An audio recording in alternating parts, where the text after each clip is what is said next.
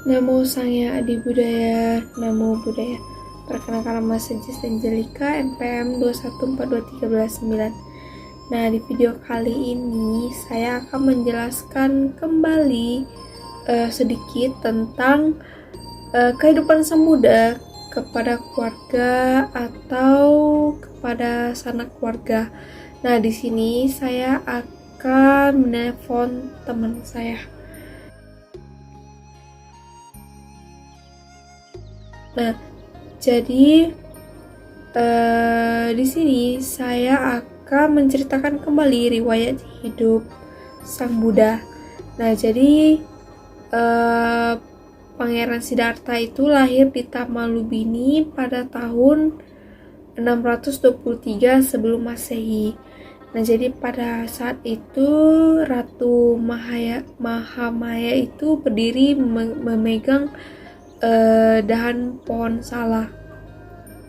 Nah, sebelumnya ia itu pernah bermimpi bahwa ada gajah putih cerah yang datang membawa teratai di belalainya, lalu mengelilingi sebanyak 3 kali dan memasuki perut Ratu Mahayana.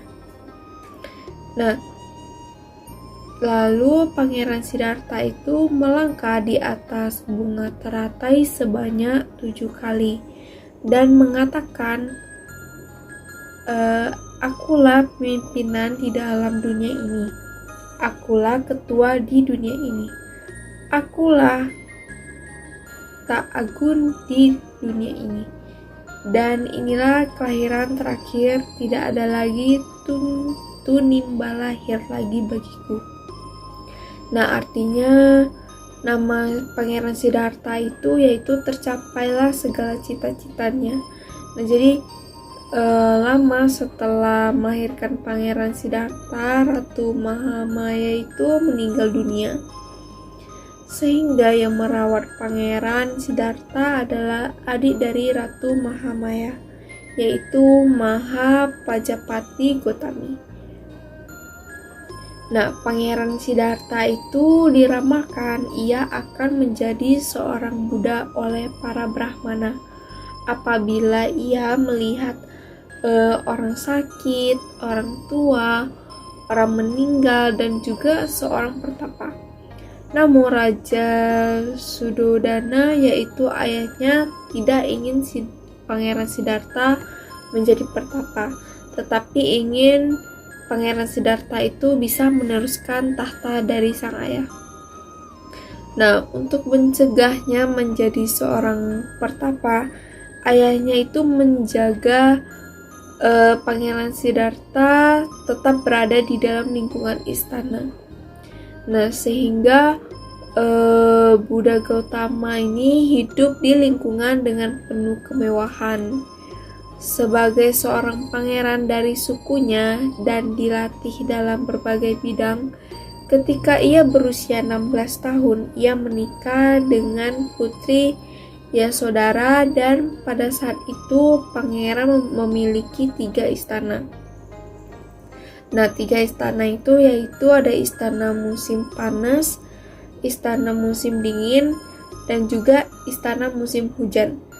Nah, jadi suatu hari Pangeran Siddhartha itu meminta izin untuk berjalan di luar istana, di mana pada kesempatan yang berbeda dilihatlah 4 kondisi yang sangat berbeda, yaitu dari orang tua, orang sakit, orang mati, dan juga orang suci. Nah, pangeran tuh bersedih dan menanyakan kepada dirinya, apalah arti kehidupan ini kalau semua akan menderita sakit, umur tua, dan kematian. Sehingga Pangeran Siddhartha berpikir bahwa hanya kehidupan suci yang akan memberikan semua jawaban ini. Nah, jadi selama 10 tahun itu Pangeran Siddhartha hidup dalam kesenangan duniawi. Pergolakan batin Pangeran Siddhartha berjalan terus sampai berusia 29 tahun. Pada saat putra tunggalnya lahir yang bernama Rahula. Nah, pada suatu malam Pangeran Siddhartha memutuskan untuk meninggalkan istana dengan ditemani oleh kusirnya yang bernama Cana. Tekadnya sang Buddha itu telah bulat untuk melakukan pelepasan agung dengan menjalani hidup sebagai seorang pertapa. Nah, setelah itu Pangeran Siddhartha meninggalkan istana, keluarga, serta kemewahannya yang ada di Pangeran Siddhartha itu untuk pergi berguru mencari ilmu sejati yang dapat membebaskan manusia dari usia tua, sakit, dan juga mati. Pangeran Siddhartha berguru kepada Alam Kalama, kemudian kepada Udara Maputra, tetapi tidak merasa puas, sehingga ia bertapa menyiksa diri dengan ditemani oleh 5 orang pertapa.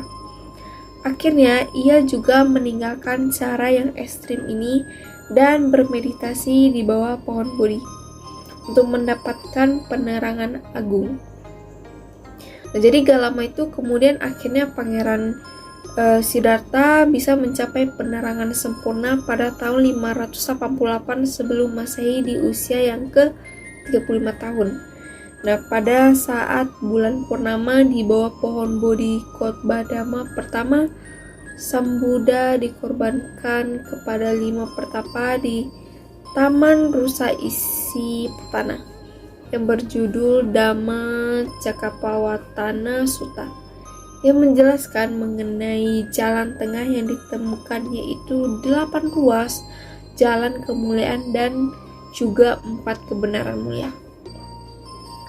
Nah, Buddha Gautama ini menyebarkan Dharma selama 45 tahun hingga ia berusia 80 tahun dan menyadari bahwa 3 bulan setelah ini ia akan mencapai parinibbana, yaitu meninggalkan bentuk fisik tubuhnya, dan beliau parinibbana di Kusinara. Oke, jadi apa kesimpulan atau pesan moral yang bisa Anda sampaikan? Dan yang saya dapatkan yaitu tentang sosok Sang Buddha yang sangat luar biasa yang berniat ingin mencari obat untuk dapat keluar dari penderitaan, sakit, tua, dan kematian. Kemudian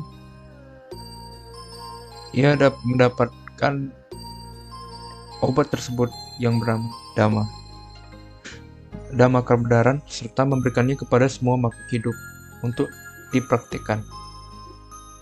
Jadi mari kita bersama-sama mempraktikkan Dhamma agar dapat terbebas dari penderitaan sakit, agar dapat menyampaikan penderitaan ini dengan mempraktikkan Dhamma pada kehidupan kita sehari-hari. Sekian kesimpulan yang saya dapatkan. Mohon maaf jika ada kesalahan dalam penyampaian. Terima kasih. Namo Buddhaya.